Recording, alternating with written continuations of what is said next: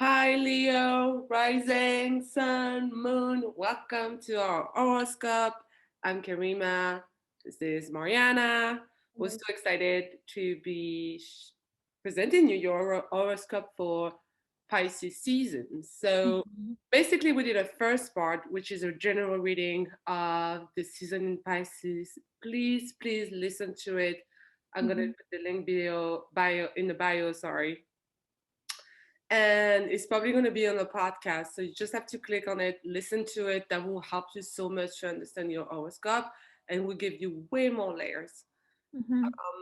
Other than that, we're going to spend 10 minutes on your sign and just try to see what's the season of Pisces is going to be for you. So let me just share my screen. Here we go. And I'm going to, sorry, Leo. Neo. Lot of Leo in my life too. In mine too. Yeah, my mom, my sister, my two sisters are ascendant Leo. My dad was, and my sister is Leo. Damn Leos. Okay, my computer is so slow. I'm sorry. Here we go. Let's go. So for you, Leo, the sun in Pisces is in your eighth house. So the sun, the the the most the most important star in our system, in our solar system, is going to Mhm. highlight the eighth house for you, which is the eighth house. It's a lot of topic, and sometimes I just need to go over and maybe a keyword or something is gonna click for you. But for me in general astrology, the eighth house is about death and transformation, is Mhm. about healing the deepest Mhm. part of ourself. It's Yeah. about our psychology and how we set pattern in our mind, how we self-talk, how we talk positively or negatively or negatively to ourselves, and Yeah. that also you share resources, meaning also, I mean, your taxes, your Mhm. partner, and you like the money that you share together, the money that you share with maybe a partner in the professional business or in your career. Those are shared resources, those are finances. Inheritance also. Inheritance, exactly. Yeah. And also, one that I like in particular, that's the eighth house is about witch and witchcraft. I do believe is about witchcraft. I love the eighth house of Mhm. witchcraft. I think it's Mhm. definitely a witchy house for Mhm. sure, due to his liaison to also Scorpio, because the eighth house is ruled by Scorpio. Mhm. So for Yeah. you, mm, and for you in that season, this is even more important because there's the layer of Pisces. Pisces is a water sign. It can understand a little bit the eighth house, but the eighth house for him is a little bit narrow. And so that's mean that you will have to go in a broader way, in a deepest way, into the healing part of yourself. That it might happen that when the sun comes into Pisces, there is something that come up that's from your childhood, that's from something that happened in the past, that just is being brought up at the surface and asking you to face it. So Absolutely. yeah, that's one of the form that can happen. That also this part of the chart can, when the sun coming into Pisces, this is an arrangement that you have your partner. It can be your romantic partner or your business partner or a friend, and you're going deeper in a kind of like this share resources. There's a pattern, like a partnership that happen, and Mhm. anybody that have this or like thinking of a partnership, especially around finances, businesses, or with your love partner, whatever, this is a good time to do it. This is a good time to invest, Mhm. and this is a good time to just create contract and start to grow together. With Yeah, absolutely. You know so what I'm thinking as you speak about partnerships? I'm thinking Saturn in your seventh house right now in Aquarius creates certain level of like added responsibility in your relationships, in your partnerships, yeah, which pushes you to go deeper into them, into the next house. You know, like there is that sense of like building a bond that is stronger through the shared experience that is deep. Yeah. Yeah. And it says a lot with Leo about the relationship in love, and because Saturn being there for the past, the past year Yeah. and a half. So it's a lot about this. And Mars and Venus are going to that part of the chart in March 6th, which means for me there's a big focus on relationship, on love relationship, or it can be work relationship. Because this house is squaring your 10th house. So there's a lot of dynamic when some stuff happen in the seventh house. Yes, it's contract. Yes, it's love relationship. Can be friendship, but one-on-one. It's really one-on-one relationship, but it's also connected to your work life. Yeah. So there's a huge structural part in that chart for you that is Yeah. about relationship, what I'm building, what is my friend, what are not my friend. Like that can be relationships that cut really hard and never come back. And there's going to be new relationships that are here to be really grounded and stay for a long run. And Absolutely. those planets going to your eighth house is pushing a little bit farther Yeah. because you have Jupiter in it.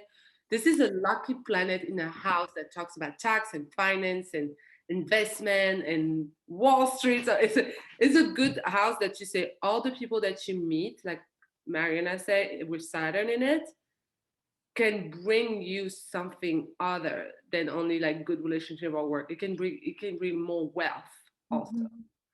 I want to say something that's a word of caution with Jupiter in the eighth house, though, because oftentimes, from what I've noticed, that Jupiter in the eighth house prompts people into taking loans, and it's easy to receive money from somewhere. Sometimes it can come through like unexpected things, like as we said, inheritances or partners' resources. There's something beneficial happening because Pisces for you is the second from the seventh. I mean, for those who understand that, it's like what your partner does for work. So there is like increase in that, right? Because Jupiter is there.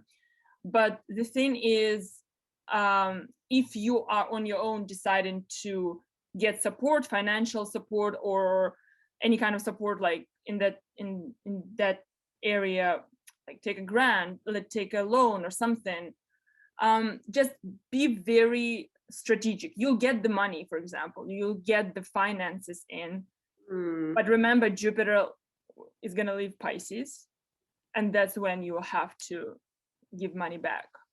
Yeah. So it's very important with Jupiter and Pisces in Jupiter in your eighth house for you and because Neptune is there, it can kind of like create a little bit of a smoke screen. Just be careful how much you take, be strategic about it. Consult people, ask people. I think it's very important when you have Jupiter in the eighth house. Yeah. You'll get what you want. The question is, what happens after? Yeah, exactly.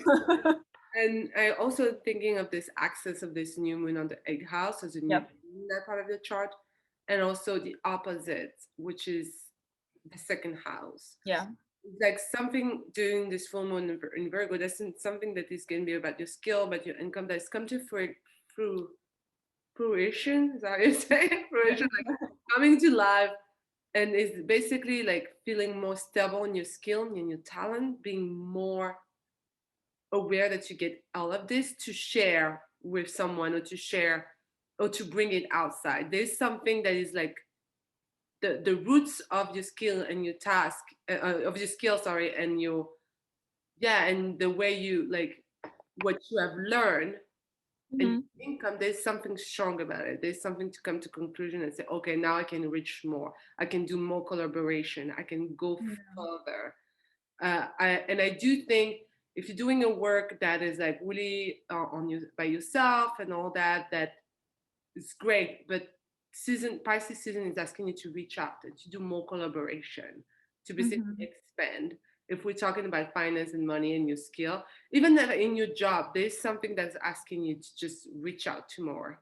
Yeah, with new moon in the eighth house, especially, it's such a like interesting new moon because you have their Mars, Venus, Pluto in your sixth house of routine and work daily, what you do on daily basis. And then Jupiter with the new moon in your eighth house So there is opportunity to expand through other people, expand spiritually, expand financially, Yeah. through your daily work. It's very important. And then the full moon on the second, like I thought it's very, because second house is associated with Taurus, it's what you eat. It's Yeah. so I think it's very important for like something with eating habits has to be like checked for Leo people, something with what they put in their bodies and what needs to be released in that regard, specifically for Leo, especially because it's in the second house, like what you eat, where what brings you like that kind of Taurian comfort, and what might not serve you. Yeah. That's so crazy that I put up this card. So we put up an oracle card that is from the Wisdom of the Oracle deck from Colette Baron Reed, and I love that oracle. I use it a lot beside of my tarot practice. And you get exchange a gift. This is cannot be more an eighth house thing, Yeah. which is talking about sharing idea. It's about like you are entering into a productive and enriching time when all manner of opportunity are being offered to you. There's something that is like you have everything to seize them. You have opportunity coming to you from the dark. Yeah. It can be collaboration or and like take it. There's something that you need to exchange your gift. Like we talk about the full moon in Virgo when your income, your skill and talent and Yeah. mastery, and now it's like asking you to offer it or asking you to share it in some capacity. So beautiful. I just want to like add to that because I'm looking at the slides and the sun conjunct Jupiter on March 5th. It's in your eighth house. It's sort of like what you just said. It's the light is being put on what can be expanded, where can you expand through other people. It's just, and it's from the dark place because eighth house is a place that's dark, Yeah, it's like something that maybe you never illuminated. finally like getting in touch with. Yeah, absolutely. Oh, so good, so good. So good, so juicy. Lots of deep work. Exactly. But thank you so much, Leo, for listening to us. We hope that was helpful. If you did resonate with it, great. If you didn't, feel free to look at also your moon, your sun, and your sun. If you didn't, it's always great to have a full picture. Yes, I guess we wish you a happy season in Pisces. Mhm. We give you many kisses and see you soon. Love you. Bye bye. Bye.